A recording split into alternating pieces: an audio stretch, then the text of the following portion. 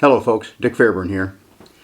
Continuing on in my discussion of self-defense calibers, handgun calibers for now, I want to talk about 3 different calibers that should be top performers. They never really made it to the big time for several different reasons. Each of them has their own reasons. All 3 of these cartridges have the potential to deliver terminal performance of a 4-inch 357 Magnum revolver. And that was a reliable man-stopper back in its heyday when a lot of police officers carried it. The top 357 Magnum load, pretty much agreed by everyone, was a 125 grain jacketed hollow point at about 1,400 feet per second. A little bit more, a little bit less, depending on the load. With state-of-the-art brass casings, and that's essential that I'll talk about with these rounds, in a properly organized semi-automatic pistol, in this case my beloved lightweight Commander by Colt. The frame dates to 1952, even older than me. All 3 of these rounds can deliver 125 grain 36 357 caliber projectile at speeds up to 1400 to 1450, so equaling or bettering the 357 Magnum revolver. In a single stack magazine, they'll hold 10 rounds.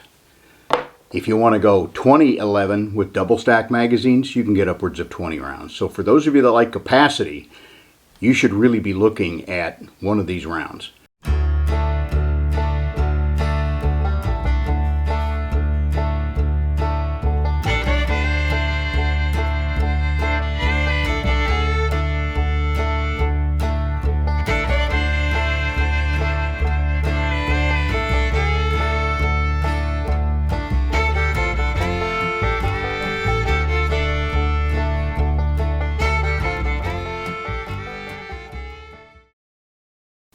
Now the oldest of these rounds is the 38 Super.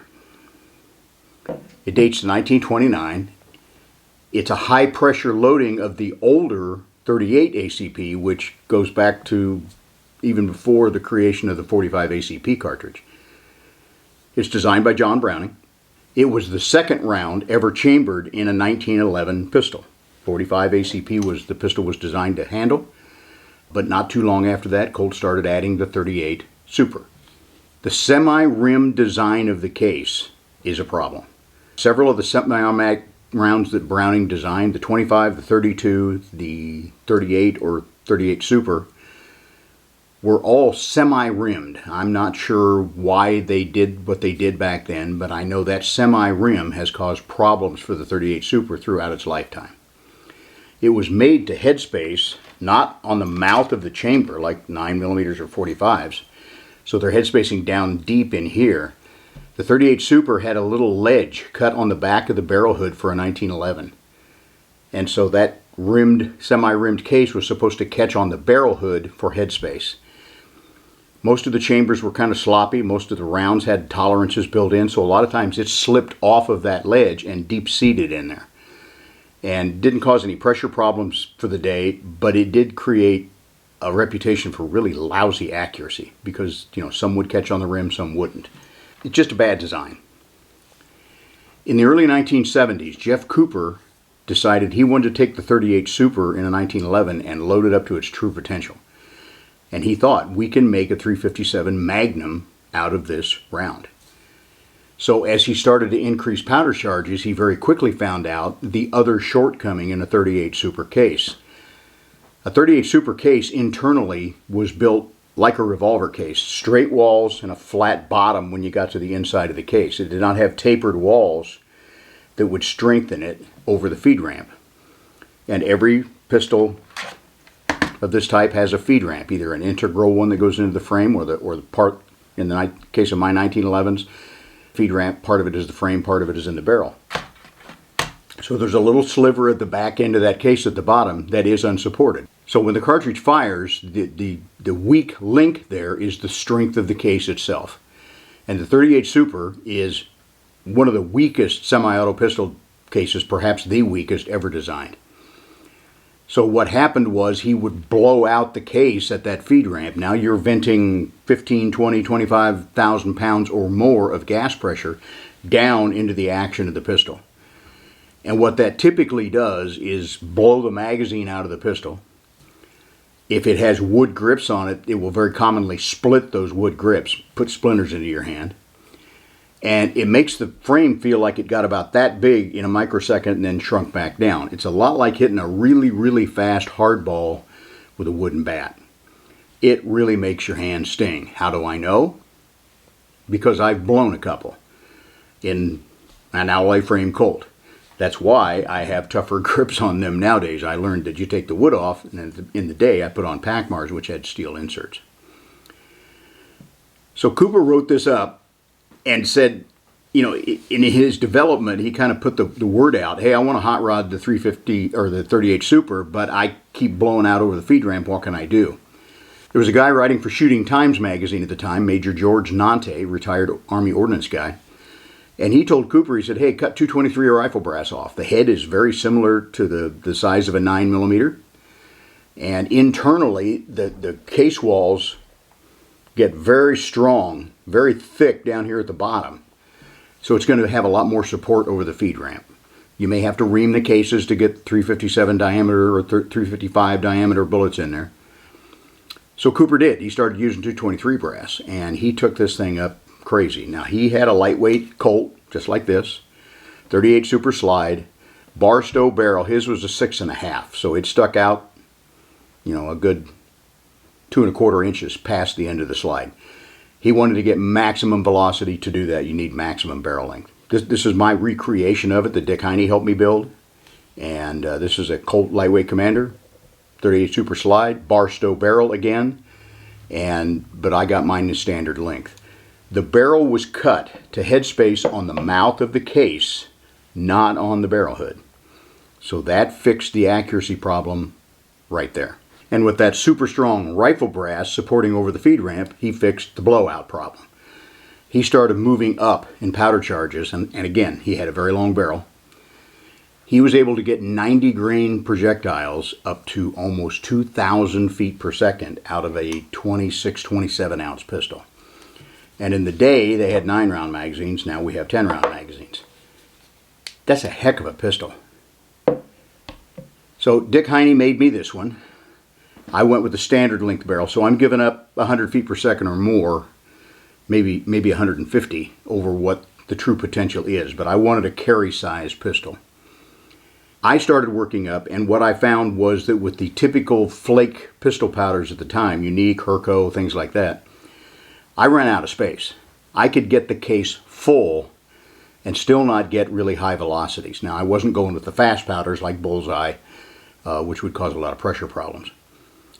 So I thought, well, what about ball powders? Winchester had 231, that was too fast. 630P was on the way out, and it was one of the dirtiest pistol powders I've ever seen. It had 296, which was a Magnum revolver powder. That's too slow. But Winchester had shotgun powders, shotgun ball powders that were an intermediate burning rate. And I will tell you that I was not well versed in loading then as I was now. Hodgdon powders were pretty hard to find in my locale, so I didn't look to them, but I looked at Winchester 540 and 571 shotgun powders. They had no load data for pistols, so I just had to kind of go by guess and by golly, but I kind of looked at the burning rate chart where it fell in there and thought, well, this is probably how much I want for a starting load, measured that much, dumped it in the case, and it's like, wow, I got a lot of room.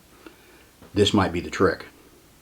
With 540 and 571 working up very slowly and very carefully, I got 115 grain bullets up to almost 1,700 feet per second out of this 4 1/4 inch barrel. That's smoking. When you look at the 357 SIG, which is the next cartridge I'm going to talk about, it can throw a 125 at about 1,400 to a little bit more. And that's the target range that we're looking at. But I was hitting 1,700 feet per second. And obviously these were hot, high pressure loads, but they were not blowing primers, they were not cratering primers, they were not showing indications of super high pressure. One thing that I did start to notice, and I mentioned this in when I talked about the 40 Smith & Wesson, the firing pin dent would often have a line tracing it up to the top of the cartridge case. And what Dick and I figured out is that the slide was opening up. The action was being pushed beyond its design limits. So the back of the barrel is dropping as the action opens before the firing pin has fully retracted. So the firing pin is still partially in the dent that it makes. The barrel's dropping down, and so that would make a line from the firing pin indentation up to the top of the case. Didn't seem to hurt anything. We have since found out the hard way that when that happens, that firing pin can scrape a little bit of nickel plating or brass or whatever the material of the primer is, and can build up. And in a couple of very rare cases, it can build up enough that it can actually stick the firing pin forward and get a slam fire when you drop the slide on a normal loaded round, which happened to me. That's a whole other story. Nothing was hurt. Nobody was hurt. Well, I won't say nothing was hurt, but no one was hurt, and the damage was inconsequential. So that firing pin issue has to be addressed, and it can be addressed with different sizes of links and kind of delay that opening a few milliseconds. So the potential is there.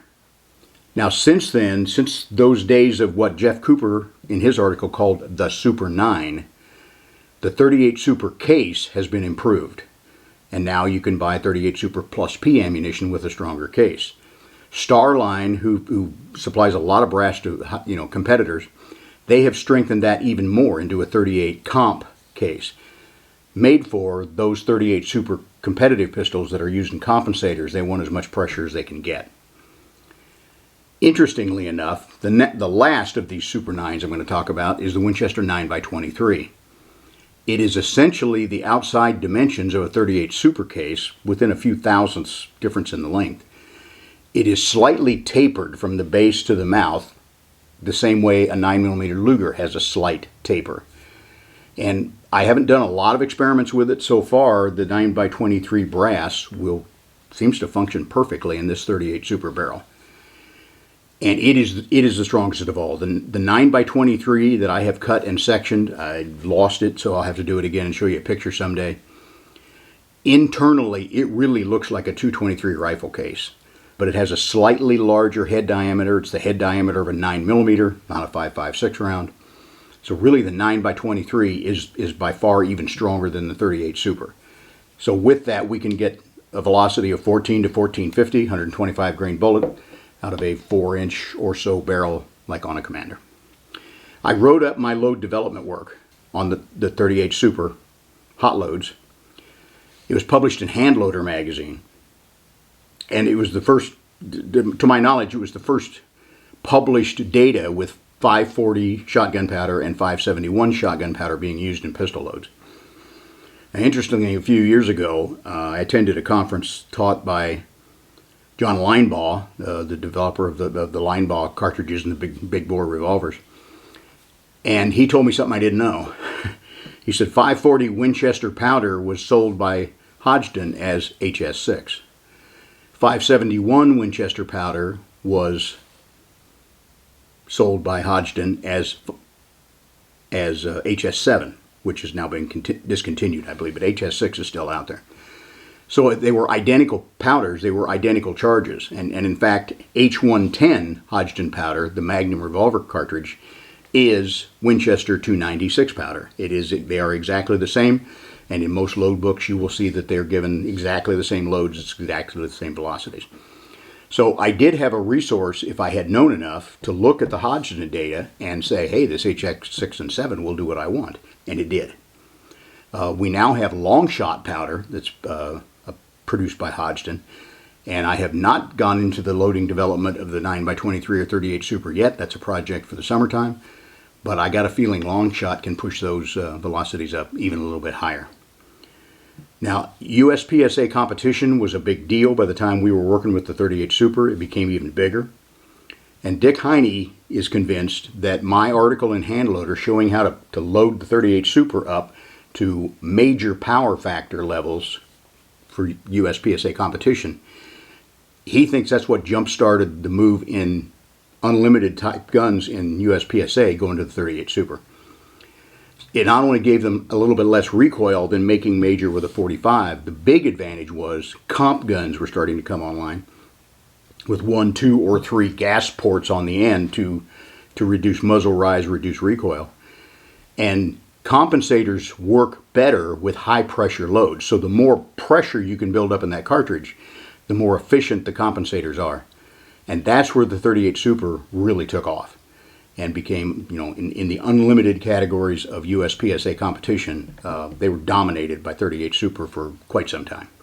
Now, they've lowered the power floor, and even hot-loaded long barrel 9mm are doing it. So, okay, 38 Super is still available. Ammunition's still available. Pistols are still available. Colt's still making 38 Supers. Some of the custom makers like Ed Brown occasionally will chamber some 38 Supers. Winchester loads a 38 Super plus P 124 grain silver tip, so that's a defensive load. Has a muzzle velocity of about 1,240 feet per second.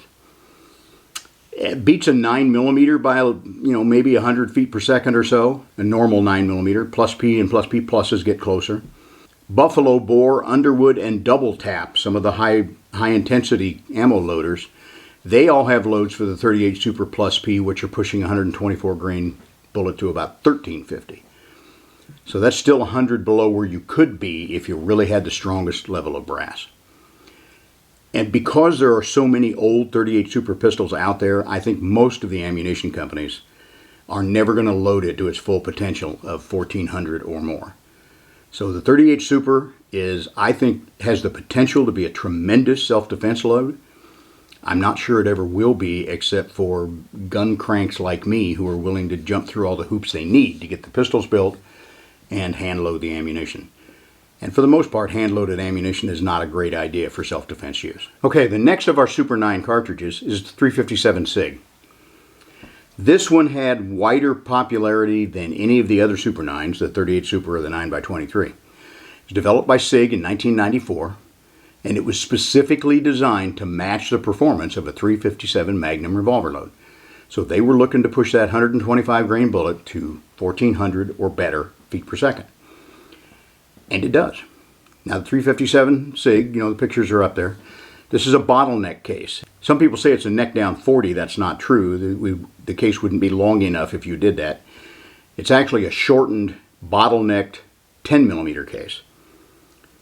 It has the overall length of a 40 Smith & Wesson, so it will function in pistols designed for the 9mm or 40 Smith & Wesson. And in fact, just a barrel change for a 40 can get a Glock up and run in a 357 pretty easily. And probably a magazine change. Bottleneck pistol cartridges have never been very successful in the United States. The 30 Luger has always been popular, the Tokarevs around the world. But the bottleneck rounds in the United States have never really got into the top tier of self-defense cartridges. And as far as I'm concerned, the 357 SIG has not broken that trend. There were a number of U.S. police agencies that jumped on board with the 357 SIG when it was introduced. But I know the department heads of some of those agencies that did it, and quite frankly, they told the real reason. And the real reason was SIG was practically giving them the pistols. They would trade the agency for whatever they were currently carrying and equip them with 357 SIGs, pistols, and magazines at very little cost. And that was, I think, just to promote that round, to try to get it going really well. When the air marshals were stood up after September 11th, the air marshals carried 357 SIGs because they got one heck of a deal from SIG. And SIG was very heavily into the federal market at that time anyway. But most of those agencies have now left the 357 SIG behind. Most of them have gone to 9mm. And it's not performance, it's cost. 357 SIG ammunition is much higher than anything else in its category. And a lot of that is simply the volume that's being loaded is low, so they have changeover times at the factories and other things that build into that. The 357 has always been almost too expensive to use at a government agency level. So most of the agencies I'm aware of that started out with the SIG have left it behind. Now, I've learned in my short time in YouTube, 357 SIG has a small but very loyal and very vocal band of supporters out there to this very day. If I do something like this video and don't mention the 357 SIG, I'm going to hear about it. And it is a good performing round. It is a major caliber load, judging by USPSA standards. And like the 38 Super, it's going to push a 125 grain bullet to 1400, better than even the 38 Super Plus P hot loads do. Double tap, Buffalo Bore, and Underwood, they push the 357 SIG up to 1450 feet per second with a 125 grain bullet. Now, this is anecdotal. I don't have a lot of numbers to back this up, but I have always been told by agencies that used it that in their testing, the 357 SIG was a very deep penetrator, almost too deep a penetrator. And talking to a buddy at an ammunition company, he says, well, I think the problem is that's pushing those 9mm size bullets faster than they were designed to go. So they had to create a specific projectile for that velocity range in the 357 SIG. And they said the early ones were a little bit too tough. They didn't open up quite as much as they should have. They penetrated a little bit more than they probably should have. But I think with the modern 357 loads you get out there, they have been fine-tuned, and they will give very good, well-balanced self-defense protection. One big advantage of the 357 SIG is that it can be fired from a 9mm or 40 Smith & Wesson size pistol. So a Glock 19 size pistol, say a Glock 22 in 40 Smith & Wesson, that's the same pistol when you buy it in 357. As I said, you can switch barrels and magazines and swap it to 357 anytime you like. The other rounds, the 38 Super and the 9x23, need a long action to function. Their overall length is about like a 45 ACP. So they need a 1911 pattern pistol. In a Glock, they need the 10mm and 45 size frame. And if you want a trail gun to carry out in the boondocks, maybe to hunt game up to the size of white-tailed deer, I can't imagine a better performer than like a Glock 40, the long slide 10mm they make.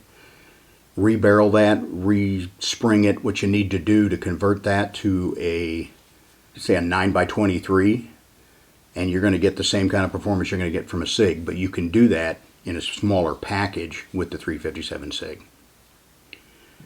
Okay, the last of our Super 9 loadings that I'm going to talk about today is the Winchester 9x23. This is essentially a 9mm Luger case stretched 4mm, so from 9x19 up to 9x23. It matches the overall length of the 38 Super case to within about 5 thousandths. So that requires a 1911 size pistol, a long action to handle the overall length. This is a standard rimless design. Some of the improved 38 Super cases still have that semi-rim, which in the modern loadings of it doesn't really hurt anything, but it's better to go with a rim design. So really, essentially what this is, as I mentioned before, the 9x23, when you cut them in half and look at them, it looks to me like it's essentially a shortened 223 rifle case with a 9mm size head diameter. And that's a great combination. With that kind of a case design, the operating pressure of the 9x23 is 55,000 psi, as opposed to 45,000 psi in a lot of the other high-intensity pistol cartridges. So this will drive a 125 grain bullet at 1,450 feet per second from a 4-inch barrel. That's the revolver load, and that's the revolver load that had such a good reputation on the street. And in fact, you can get a factory load 9x23 from Winchester that fires a 125 grain silver tip bullet at 1,450 feet per second. Factory specs, not overloaded, not custom hand loaded. That's a lot of power in a 10 shot or more semi-automatic pistol. All right, so let's go generic again. Super 9, I'm going to call them all the Super 9. 38 Super loaded to its potential. 357 SIG, 9x23 Winchester. Are they or could they be a good choice for self-defense? I think the answer is yes. 38 Super is still available in a number of 1911 pattern pistols, and I think the ideal platform for it is the shorter commander length, a little bit more comfortable to conceal. The aluminum alloy frame, which makes it light, we're talking 25, 26 ounces, so we're very similar to the weight of a polymer frame pistol like a Glock. It's going to give you about 150 feet per second higher muzzle velocity than the 9mm Plus P. That's a significant jump up in power. If you believe in kinetic energy, which I personally don't think has anything to do with the wounding effect of bullets, but it is a good way to measure the power level of different loads.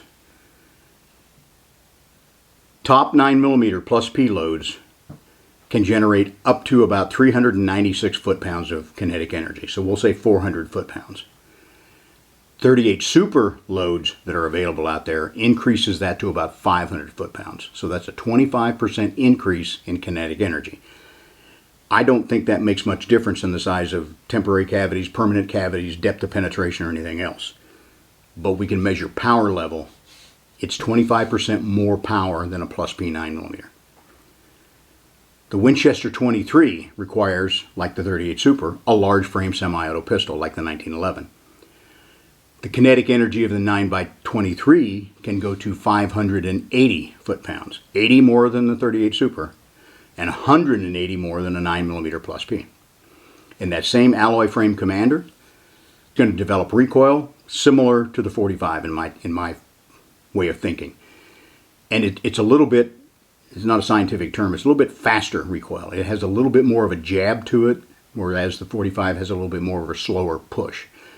But I think it's very controllable and very useful as a self-defense cartridge. It also has a flatter trajectory, so if you're ever going to use this for hunting, small game, medium game, that's going to flatten your trajectory out there. As a trail pistol, just a pistol to carry in the boondocks, I don't think it would have an equal. If I'm going to be in grizzly country, I'm probably going to move up to a bigger bullet, like a 10mm. The 357 SIG. It's available in a much wider variety of pistols. So there are a lot of 357 SIG choices out there, including compact pistols if you really want to go to a smaller size for concealed carry. As I said, it fits into the same overall action length that would handle a 9mm Luger or a 40 Smith & Wesson. 357 SIG magazines will match the capacity of a 40 Smith & Wesson, not a 9mm Luger, because the head is based on that 40 or 10mm size cartridge case. So you're not going to get 10 in here, you're going to get 9. Double stack magazines, you're going to get another round or two less than you would from the 9mm. In terms of terminal performance, the 357 SIG should fall in between the 38 Super and the 9x23, closer to the 9x23, depending on the barrel length. So if you choose a shorter barrel, you're going to be more like a 38 Super, still above a Plus P 9mm load, but with a longer barrel, you're going to be pushing your velocities up to the 9x23 level. You can find a lot of different loads in the 357 SIG that's available. So if you really want a Super 9 to carry, the carry pistol you need to select is the 357 SIG. With a 9x23, few pistols, limited ammo. 38 Super, few pistols, limited ammo. 357 SIG is still out there. Will that bump it up and cause its popularity to increase? I don't really think so. I think the 357 SIG is probably trending downwards and will continue to be. But I think it is a very good self-defense cartridge. Where do I rate it on my adjective list? 380s are marginal, 9mm are adequate, 45 and the 357 mag revolver, I said we're reliable. That's the highest rating I have yet. I put the 357 SIG and the other two Super 9s if you develop the loads. I put those in the reliable category. Based on what that bullet did at that velocity in a 357 Magnum revolver, I think it should be as good a man-stopper as you can get your hands on. And because it's a semi-auto, you have more rounds, you have faster reloads, and you have a slimmer profile to conceal on your person. So, if you think bigger bullets are the answer, then you need a 45. But if you believe in the concept of lighter, smaller projectiles at higher velocities, then one of the Super 9s is your baby. I think it'd be reliable. I think it'd be very, very good choice for self-defense. What's up next? I'm going to talk about the 10 millimeter. Talked about the 40 as self-defense. 10 millimeter is certainly more powerful. Is it too powerful for an ordinary self-defense cartridge? 10 millimeters up next. And as always, I ask you to give me a like if you like these videos. Please subscribe. And until I see you next time, be safe out there. Thank you for watching. Okay, we got them both here now. You ready? Bud got one. Ginger got one.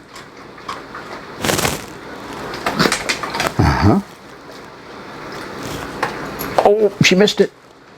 She usually gets them, doesn't she, Bud? Okay, girl, last one. You ready? You ready? Yeah. That's all there is till next time.